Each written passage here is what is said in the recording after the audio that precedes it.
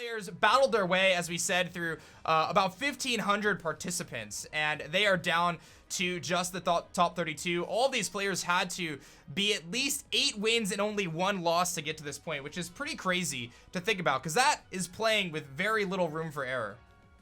Very little room for error, and against an incredible pool of applicants. Not only we had a range of talent that was on the field for day one, ranging from people that had, you know, just played their very first Pokemon tournament to those that have been a part of the Pokemon scene for a long period of time. So it's been really great to kind of see how players have kind of stacked up against each other, and also how the meta has shifted, because this is really one of the biggest tournaments that we've had in the Series 3 meta, and it's really taken some new approaches. Yeah, and we have a very interesting matchup here. We can actually see our first matchup, and we see Redsilver actually featuring a Serena here. I believe I have the names on the right sides. Let me actually check that, guys. Sorry for that, but yeah, I got this. I got it right. We got a Serena on the left-hand side here for Redsilver, which is a very interesting Pokemon that shuts down priority moves. So the only Pokemon that really would utilize that on Fevzi's side would be the Conkeldurr with a Mach Punch, which could aim down that Tyranitar and Excadrill, but also that Mimikyu potentially carrying Shadow Sneak. So there's some very interesting interactions there when we see those two Pokemon.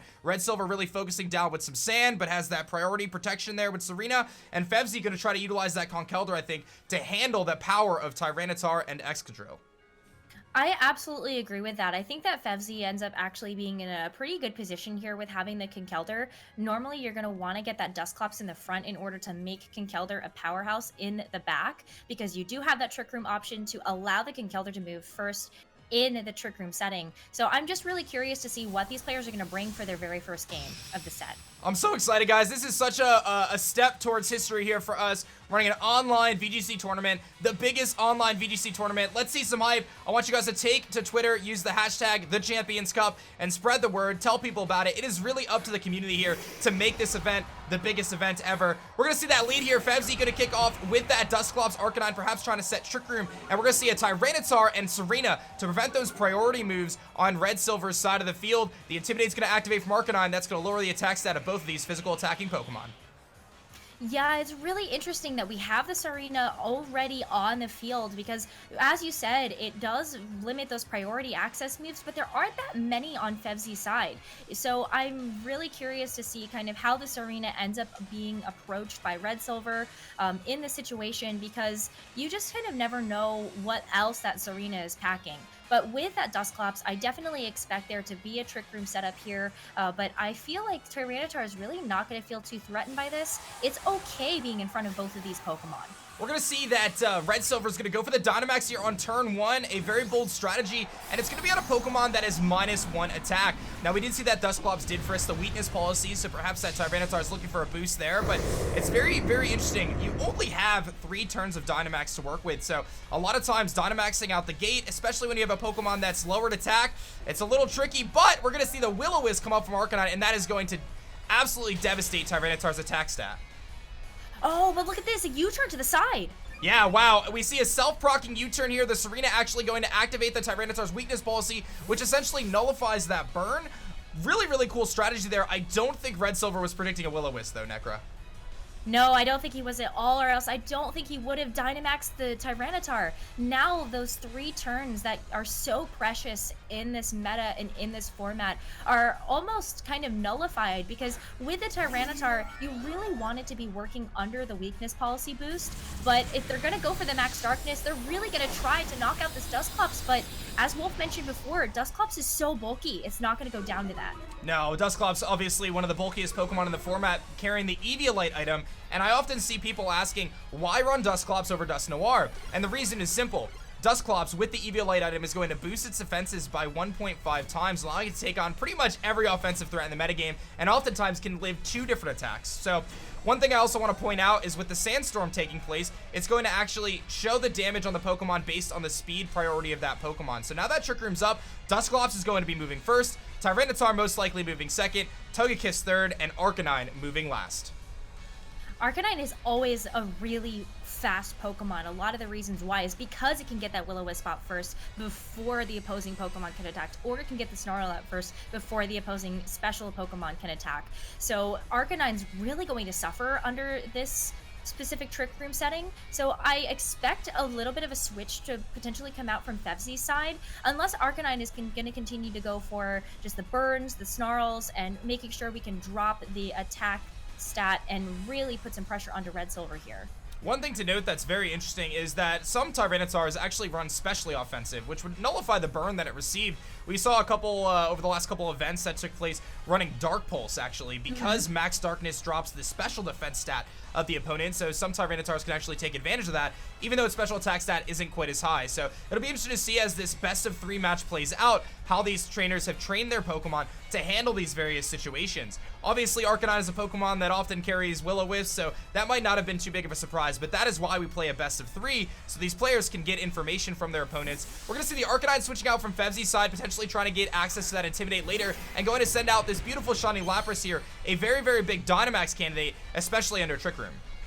Especially under Trick Room, absolutely. And you're going to see that Dynamax become a Gigantamax in maybe a little bit here. But look at this, another attack coming out from the Tyranitar onto the Lapras just to drop the special defense continuously. Yeah, I think we can maybe assume at this point that this is a physical Tyranitar based on that damage on the Lapras. I think if that was a +2 special Dark Pulse coming from the Max Darkness, it would have done a little bit more damage there. A nice big critical hit there on the Dusclops, sometimes revealing that this Togekiss might be carrying that Super Luck ability and perhaps an item to pair with that, like the Scope Lens or the Razor Claw.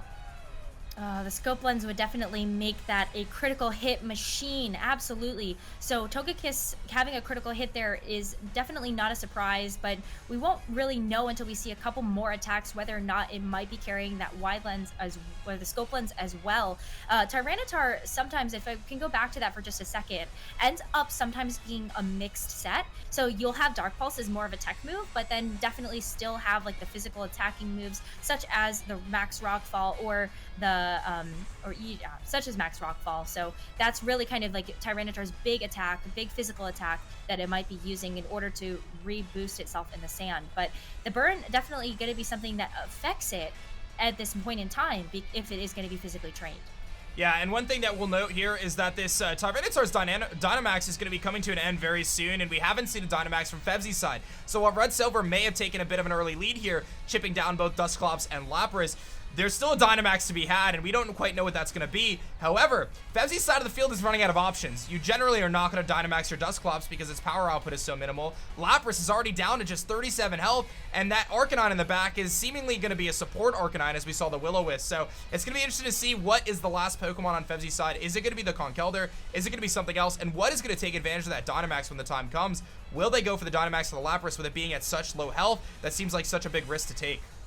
It does look like a big risk. I mean, Lapras at this point is really only going to be able to set up Aurora Veil, and kind of that's it if it decides to go for the Gigantamax here. So I definitely expect Fevzi brought something else in the back, like the Conkeldurr or the Tyranitar to Dynamax. So I don't think Fevzi's super out of options yet, but definitely running out, like you said. On this side of Redsilver's in a pretty good position despite the Tyranitar being burned, where Togekiss is still sitting really healthy, and if he can get a couple more critical hits, that might be all this game takes for Redsilver.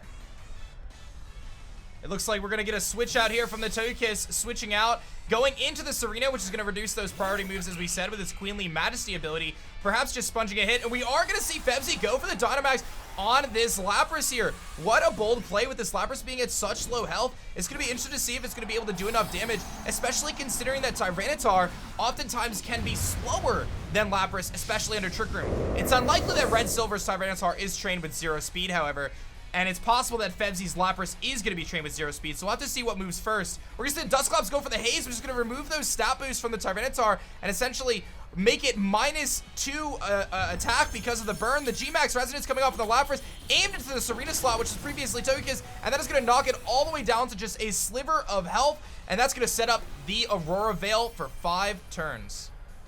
Oh, the Aurora Veil is the protective force that's going to keep Fevzi's team up and running. But the Max Darkness, again, coming up from the Tyranitar, its 3rd max move of this game, is going to be enough to knock out that Dusclops without the critical hit. Yeah, Dusclops, of course, was at very low health, decided to go for the Haze there to remove those stat boosts that Tyranitar had seen, and now Tyranitar is sitting there. It's going to be dealing very little damage now once that Dynamax is over. Lapras still has 2 turns of Dynamax left to utilize, and Trick Room is still up for another turn. So the Lapras is able to deal another attack going first, and it's going to be the Conkeldurr coming out on the side of the field. Conkeldurr not able to use that priority move with Mach Punch with Serena still alive, but that thing is very, very weakened because of the Sandstorm chipping away, and these Pokemon are not in a good spot. Fevzi actually looks to have taken control of this part of the match right now. With the Conkeldurr in the back, I would say so as well. The Conkeldurr is kind of the solidifying force to the team that Fevzi has brought to this Game 1 battle, where this Tyranitar is very threatened by this Conkeldurr, and as long as you can avoid the Togekiss for long enough, that Conkeldurr should have enough power to basically one-hit knock out the Tyranitar as well as any other Pokemon that's in the back. Dusclops did its job phenomenally well paired with that Arcanine, so those two supportive Pokemon for Fevzi really set up Fevzi for success. Tyranitar has limited damage output now, and Serena's already so low. There's so many Pokemon that are going to be kind of ready to fall on Redsilver's side. Tyranitar going to go for the Protect here and actually predicts that properly. Redsilver making a good read there on the Drain Punch coming in, but the Gigantamax Resonance, of course, from Lapras going to come out and pick up the final knockout there on Serena. Serena is going to go down, and that is going to wrap up this turn and another turn of Dynamax. With only one turn left of Trick Room, though, it's going to be very important that Fevzi gets the most out of his Conkeldurr, because that Pokemon is going to be moving last as soon as Trick Room expires. And again, with a Togekiss still on the other side of the field, one of the best counters to Conkeldurr, Fevzi's going to have to make the most of this last turn of Trick Room. Last turn of Trick Room, but Excadrill is going to absolutely thrive outside of this Trick Room. You didn't see the Mold Breaker proc when this Excadrill ended up entering the battle, so all my guesses are off that this is a Sand Rush Excadrill. So as soon as this Trick Room expires, Excadrill is going to be one of the fastest moving Pokemon on the field and really take advantage of that speed. And that's something that you can utilize in order to knock out this Conkeldurr, or at least threaten this Conkeldurr, but you gotta worry about the Drain Punch that Conkeldurr is packing, because that Drain Punch on either of these Pokemon, Tyranitar or Excadrill, is going to bring Conkeldurr up to about full if it gets off one of those attacks. Lapras is also sitting on its last legs here, where you gotta be kind of worried about that, but it looks like Fevzi's gonna preserve the Conkeldurr for later. Yeah, he's going to preserve that Conkeldurr, like you said, and actually not try to use that last turn of Trick Room, which is a bit surprising. But the reason being is to get that Intimidate off, to shuffle those Intimidates around and essentially cut that Tyranitar down to the halved attack from the Will-O-Wisp and also the Intimidate now, which was previously removed from Haze. The G-Max Resonance coming off, the final attack, and that is going to go into Protect on Excadrill. So really good predictions on Red Silver's side, using those Protects to ensure that his Pokemon are going to take less damage from these moves. A Rock Slide comes off and actually misses the Lapras, which is pretty big. I don't know if it would have knocked it out based on the damage on the Arcanine, but it may have activated the potential weakness policy on that Lapras. So that miss might have actually helped out Red Silver a little bit more if it was going to hang on there. Trick Room is now going to expire. The Dynamax on Lapras is over, and we are done with the big Pokemon for this round. Ooh, we're also done with Sand. We're actually done with Sand right now, and there's no way to reset it unless Red Silver decides to remove the Excadrill from the field and bring it back in order to reset the Sand. So Excadrill's actually not going to be able to take advantage of the Sand for now, and Tyranitar has that lowered special defense because the Sand was protecting that specific stat when it was up. So we still need to kind of figure out how Red Silver is going to maneuver around this specific situation, because Fevzi still has a Conkeldurr in the back, Arcanine is sitting pretty healthy, and Arcanine has been able to kind of switch in and out like that rotating door in order to get those Intimidates off. So Excadrill and Tyranitar definitely not going to be putting out as much damage as Red Silver would like to have in this specific situation. We're going to see the Lapras go for Protect here, and oftentimes Arcanines are trained to outspeed Jolly max speed Excadrills. Will we see that? We do! The Arcanine is going to be faster, and with the potential Focus Sash broken on the previous turn, the Arcanine is going to pick up the KO on the Excadrill right there, and now Red Silver is stuck with just a very, very low offensive output Tyranitar going for that Rock Slide, a 90% accurate move. He's going to need to get some critical hits to do any sort of significant damage, and that's just not going to do it. Arcanine lives on a good amount of health there. We don't see any berries activate from Arcanine, so perhaps it's carrying one of those Super Berries. Yeah, the Super Berry would help it a lot. We'll have to wait and see whether or not Arcanine ends up getting into a range of one of the lower pinch berries as well, but Togekiss is coming back onto the field for Red Silver, and this is kind of like Red Silver's last-ditch effort this is going to be a really important turn for Redsilver. If they can maneuver around and preserve this Togekiss for the Conkeldurr match in the back, then Redsilver has a chance in this game. But Fevzi has continued to maneuver their Pokemon so well through this specific game that the Arcanine is just continuing to just body. Yeah, here comes a Flare Blitz. It's going to do a lot of damage to the Togekiss, but it does hang on. That recoil going to go down. Does not activate any sort of berries. Dazzling Gleam comes off, hits both targets. That does actually pick up the K on the Lapras and put the Arcanine into berry range if it has it. And we actually do not see a berry from the Arcanine there. Brick Break coming off, breaking that Aurora Veil from Lapras. Something to very much so make note of moving forward. Tyranitar's damage output is very much reduced, but having that tech of Brick Break allows it. And moving forward to game 2 and potentially a game 3, we know that it can break that Aurora Veil from the Lapras now, which makes it much less of a threat. Conkeldurr going to be coming out on Fevzi's side of the field. We've got the last Pokemon, Conkeldurr, and it's got a really good matchup against Tyranitar. Not so good against Togekiss, but we know the Arcanine is going to be moving first. We do know the Arcanine's going to be moving first, and Conkeldurr more than likely going to be moving last. So this turn now could it be the kind of deciding factor between Redsilver and Fevzi. A Mach Punch comes off. We actually do not see the Follow Me from Togekiss there, which could have redirected that Mach Punch and maybe bought another turn for Redsilver. But rather, we actually see a Life Orb, something to note there on the Conkeldurr. Flare Blitz coming off from Arcanine into the Togekiss slot, and that is going to knock down the Togekiss, and that is going to seal our Game 1 match. Fevzi takes it 2-0. Amazing play from both of these players. I'm actually surprised that the Brick Break tech was revealed from the Tyranitar. I wasn't expecting the Brick Break. Usually when you're looking at a Tyranitar, especially when it's carrying a fighting move, you're seeing something like a superpower, especially because outside of the Dynamax form, that superpower is so effective. So I definitely am kind of worried about how Fevzi's going to maneuver around the Brick Break now that that's been revealed as a tech, because that Aurora Veil becomes so much less potent knowing that that Brick Break is ready to go. Yeah, and that's actually very interesting. In a best of 3, it almost seemed like revealing the Brick Break there maybe wasn't the wisest play, because that could have been saved as a tech for game 2 or game 3, but instead it gets revealed now, which may cause Fevzi to really rethink that strategy with the Gigantamax Lapras, which I doubted for sure, but actually turned to be a very smart decision. Dynamaxing or Gigantamaxing the Lapras at about 15-20% health, and it sat there for those 3 full Dynamax turns and did so much damage. That was a really impressive use of the Dynamax. Whereas on the other side of the field, we saw Redsilver struggle with his Dynamax, getting burned on the first turn by that Arcanine and be affected by Intimidates as well. I think Redsilver also had some, I think just some unfortunate, that was just an unfortunate circumstance, right? Getting burned, getting the Intimidate, having the Arcanine come out first, and then having the Arcanine just be faster with the Will-O-Wisp as well. That was just something that was a little bit unavoidable for Redsilver, just kind of hoping that that tech wasn't going to be revealed. But now that Redsilver knows that the Will-O-Wisp is going to come out as fast as it will with Arcanine being trained that way, then that's something that Redsilver should be able to play around for this game and make sure that they get the most out of their Dynamax turns. Yeah, and getting the most out of his Dynamax turns are so clutch. We're going to be heading into a game 2 here. Now, these are best of 3 rounds, so the player that's able to win 2 out of the 3 is going to be advancing into the top 16. And again, we have a $15,000 prize pool. The number 1 player is going to get a massive $5,000, so quite a bit of money to be won here. And it looks like they're ready to start game 2, Necra. Game 2, where Fevzi has the 1-0 lead, maneuvering so beautifully with that Arcanine and then preserving that Lapras. One thing that I'm going to caution Redsilver on, I think, is how to handle that Lapras in the future. A lot of players kind of have this idea that you should just ignore the Lapras.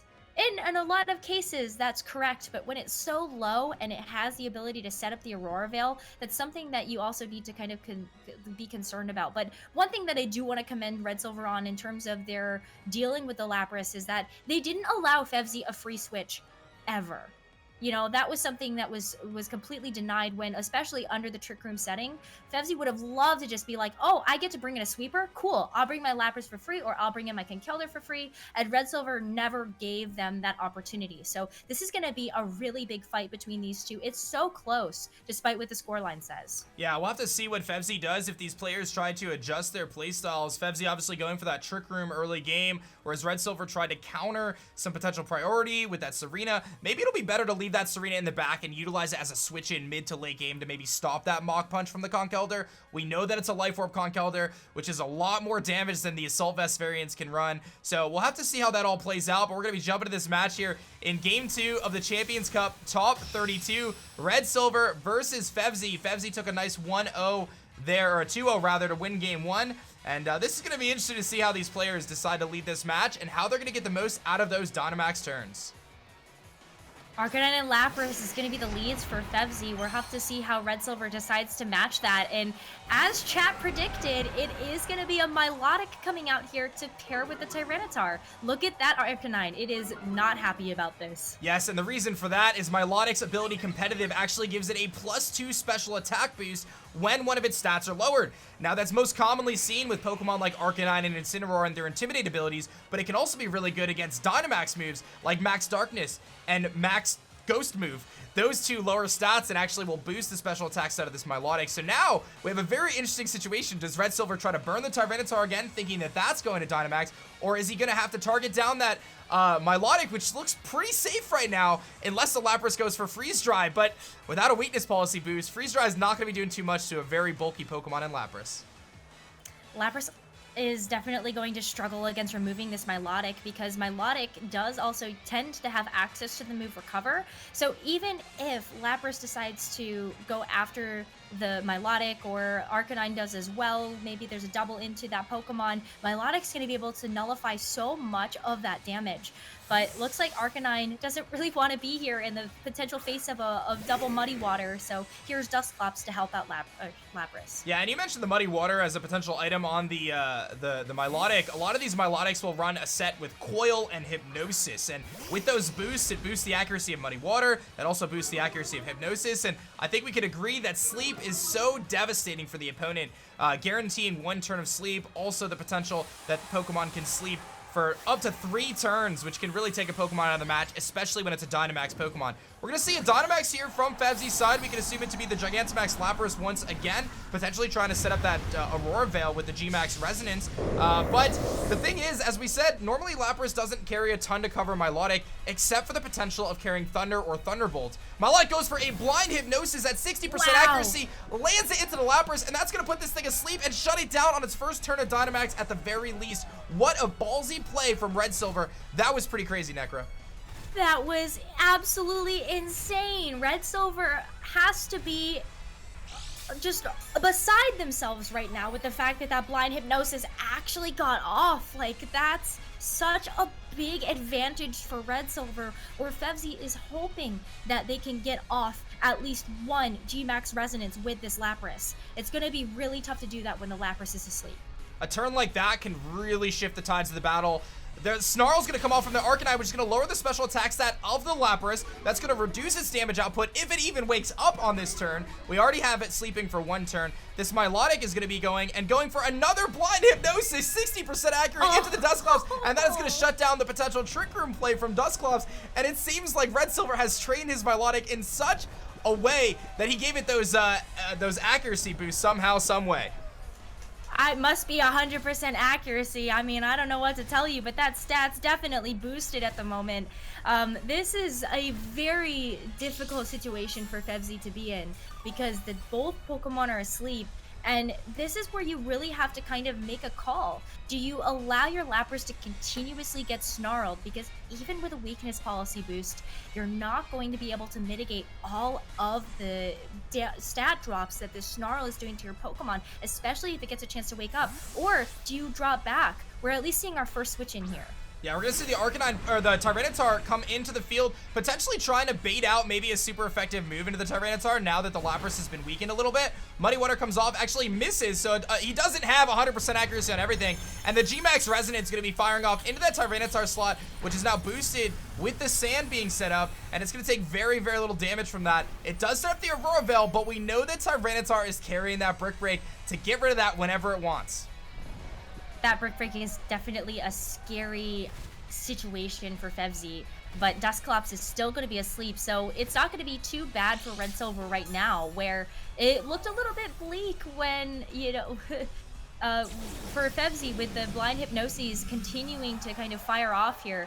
But for Fevzi now, with Lapras awake, this might be a little bit of a better situation, but that's all for the Gigantamax. That's it. They have no more chances to set up the Aurora Veil, so that Brick Break is going to be so much stronger coming out as that tech move. Yeah, the only thing that Fevzi can really do to stop that Brick Break now aiming to the Lapras would be an ally switch on Dusclops. We don't know if it has it. We saw it carrying Haze earlier in the game, and it's still taking a little nap right now. And again, we talk so much about getting the most out of your Dynamax turns, and Fevzi really only got about 10% off on Tyranitar, and that was it because of that huge Hypnosis hit from the Milotic. Well, it'll be interesting to see whether Redsilver here tries to take advantage of his +2 special attack Milotic, knowing that when he picks up a KO, that Arcanine may be forced to come back in, or will he go for the Dynamax on the Tyranitar to go for some big rock or ghost, or dark type moves rather? Well, we see at least the Dynamax coming out for the Tyranitar, or at least that's what I'm going to No, it's going to be the Milotic. Oh, Milotic. I stand corrected. What is happening right now? Redsilver has the biggest brain. Yeah, so by going with the Milotic, we can generally assume that most Milotics, especially defensive ones, only carry one offensive move, which would be the Max Geyser in this case. So we'll have to see whether the Milotic is carrying something like an ice move as well, or if it's just going to be strictly firing off +2 water attacks. But once you take care of this Lapras, there's really not a whole lot on Fevzi's side of the field that wants to take a powered up water move. And again, that +2 special attack boost on Milotic makes it such a massive threat, and now it's going to get even 50% more damage on those water moves. The freeze strike comes off. Don't forget that Lapras was snarled earlier in the game, but a massive freeze comes off. A 10% freeze onto the Milotic, which could shut it down indefinitely through these Dynamax turns. Okay. Hold on a second. That Milo kind of got what it deserved, right? I mean, that might have been karma, but we'll see how long it's frozen. If it's able to break through that freeze right away, it's not going to be an issue. But if it stays frozen for multiple turns, it could really, really turn the tide of this match, especially with Conkeldurr being on the field. We know this thing has the ability to deal massive damage with its Drain Punches. We know it has the ability to heal itself back up because of that Drain Punch. This game is definitely not over. That freeze was so big on that Milotic. It was absolutely huge. I mean, it is far and few between that I see a Dynamaxed Pokemon just frozen in place. We're going to see a Rock Slide come off from the Tyranitar, actually missing the Lapras, hitting that Conkeldurr. Rock Slide does have a 30% chance to flinch the opponent. We'll see if that plays into effect, and the Milotic stays frozen for a turn. That's going to keep it from attacking. Lapras fires off a Hydro Pump, which is super effective, boosted in the rain, and that's going to do a good amount even with the -1, but Tyranitar hangs out with just 2 health and activates his weakness policy, and we know that Tyranitar is faster than Fevzi's 2 Pokemon. Here comes the Thunder Punch from the Conkeldurr, dealing about 45% to Milotic, and that frozen Milotic really needs to thaw, or Redsilver might be in a really bad spot. Really needs to thaw and really needs access to recover if it is carrying that move at this point in time. The only moves that we've gotten a chance to see from the Milotic so far are Hypnosis as well as Muddy Water. So we're not super sure what the other 2 moves are on this Milotic, but it's possible we don't even get a chance to see those. We're not going to even get a chance to see Tyranitar move. Yeah, that priority on Conkeldurr coming in clutch there, being able to go for a Mach Punch, get rid of that Tyranitar, and another turn of freeze for Milotic. That is going to burn out the rest of those Dynamax turns, and Milotic's getting health back with Recover, but it's not enough to make up for the fact that it's been frozen through 2 of the 3 crucial Dynamax turns. That freeze could not have come at a better time for Fevzi. It really couldn't have. This is now both opponents kind of nullifying each other's Dynamax, which is such an important part of this format that, yeah, this, you know, Fevzi had kind of had it with the Lapras, and now Redsilver's kind of having it with the Milotic. And unfortunately, this Milotic has continued to stay frozen, but maybe there's some hope here. Togekiss is going to be the 4th Pokemon for Redsilver, so maybe, just maybe, this Togekiss is going to be enough to be able to knock out this KYOGRE and stop this Milotic from getting knocked out by a potential Thunder Punch in this next turn. On Redsilver's side, having that Togekiss is one of the best things that could happen here, but he's got a very difficult decision to make. Does he try to redirect the attacks from that KYOGRE to allow the Milotic to thaw and then maybe get more hits off, or does the Togekiss go for the offensive? We're going to see the switch out most likely into the Arcanine, which resists those Fairy-type moves that might be aimed down at that KYOGRE. The Intimidate is going to boost the special attack of Milotic again, and if it's able to get off of Muddy Water and finally thaw, this could be devastating for Fevzi. It's going to really come down to how much this Dazzling Gleam is going to do. Will it pick up the crits? And then will this Milotic finally thaw to get off of Muddy Water? The crit comes off on the Arcanine, pretty insignificant damage, and Milotic is frozen for another turn and is likely the target of the Freeze Dry coming off. That is going to do enough damage to not knock it out. It is going to live for just another turn at just about 30 HP after the leftovers. Now we'll have to see, what does Fevzi do? Does Fevzi go for the offensive attack into Milotic, try to knock it out with something like a Flare Blitz here, potentially thawing it? Do you go and try to hope that it doesn't thaw again?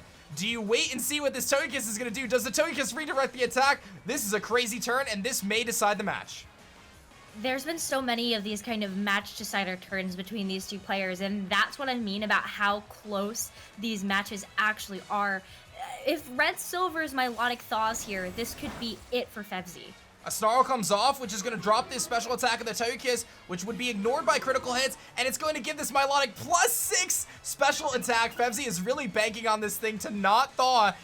The deciding factor here comes the Dazzling Gleam. Critical hits are going to be important. Does not pick up the KO on the Lapras. Really needed the crit there.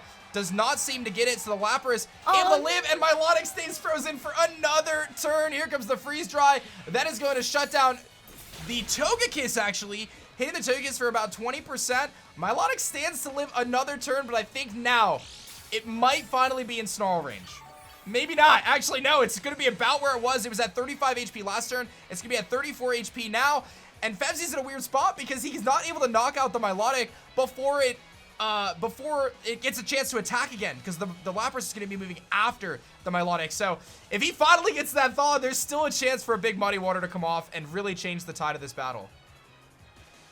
I think a huge Muddy Water here would get the double knockout. It looks like Togekiss is struggling at this point because of the double Snarl and the -2 special attack drop to really get some damage off. And Lapras protects. Yeah, Lapras protects, and one thing to note is it's always possible that Lapras is carrying shell armor, which could have protected from those crits last turn. Will this Milotic finally be able to get an attack off? The Dazzling Gleam from Togekiss not going to be able to pick up the KO on the Lapras because it's going to be protected there. And I think right now Fevzi's really just trying to get that Togekiss low enough so that way the KYOGRE can come in and kind of wreak some havoc. The Milotic stays frozen again, and this is the worst case scenario for Redsilver. He is put into a corner right now with his Milotic being frozen for, I think it's been 5 turns, maybe 6 turns of freeze. And I mean, this is just really sad. I feel really bad for that Milotic right now because it just wants some Muddy Water so badly. It is getting health back with leftovers, and it's in an okay spot, but it needs to thaw, and it needs to thaw right now. It really does need to thaw, and it needs to do something in order to preserve itself in this game, because Redsilver is definitely looking at Milotic to be one of the win conditions at the end, but here comes in that Arcanine to be able to take some of this damage for that Togekiss. Yeah, I think switching in the Arcanine here was a really smart play because I think Redsilver realizes I need my Togekiss to deal with the KYOGRE later. And I understand that Fevzi's really trying to target down that Togekiss slot. So Arcanine's going to come in, get an Intimidate off, slow this game down a little bit, and give him another chance. The Milotic finally going to thaw. It's going to fire off a Muddy Water. It's going to finally connect, and it's going to likely pick up a double knockout here. And after all of that, Redsilver's Milotic finally comes through, deals the final blow to those 2 Pokemon. This game is still far from over with KYOGRE coming back onto the field, but I think saving that Togekiss was so massive there. And we're actually going to get a disconnect, so we're going to have to address how that works, but I'm assuming that one of the players actually just forfeited because I think Fevzi was down to just KYOGRE at that point, right?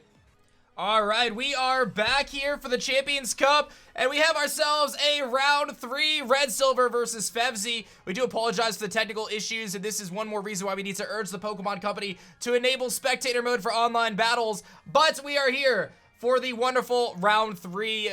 Fevzi taking a loss there as he was paired in a 1v3 there against Arcanine and the Milotic, which finally thawed and got that muddy water off.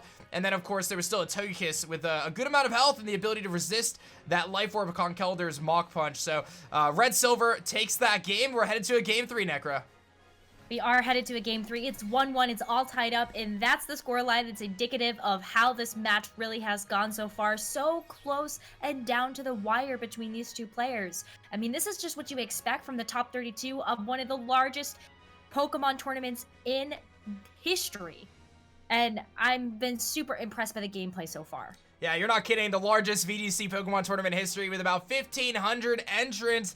That's going to make it the biggest. And again, these players are playing for a prize pool of $15,000 with first place walking away with $5,000. So quite a bit of money to be made, especially as they move into the top 16. And only one of these players will do it. We've got ourselves an epic round 3, and I'm very excited to see how it's going to play out, Necra.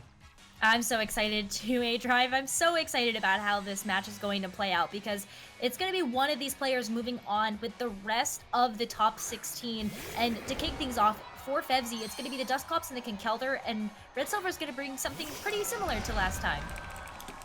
Yeah, we're going to see the same, a very similar lead with that Milotic coming out first, but looks like Fevzi's going to change things up and go with the Conkeldurr lead, which is something we haven't seen, maybe predicting some of those sand Pokemon, but we know that Conkeldurr can deal a lot of damage to that Milotic with that Thunder Punch. However, its attack is going to be reduced by that Intimidate here on that first turn lead.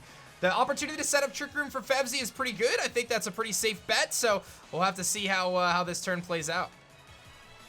Well, we know that Dusclops is going to be one of the bulkiest Pokemon. Actually, there's a couple Pokemon here that are going to be pretty bulky, but Dusclops specifically is going to have a hard time getting knocked out in this situation. So it should be able to get the Trick Room up, which means that Conkeldurr is going to be able to move pretty fast here if that's what Fevzi decides to go for. But Arcanine going to get Preserve for later with that Intimidate.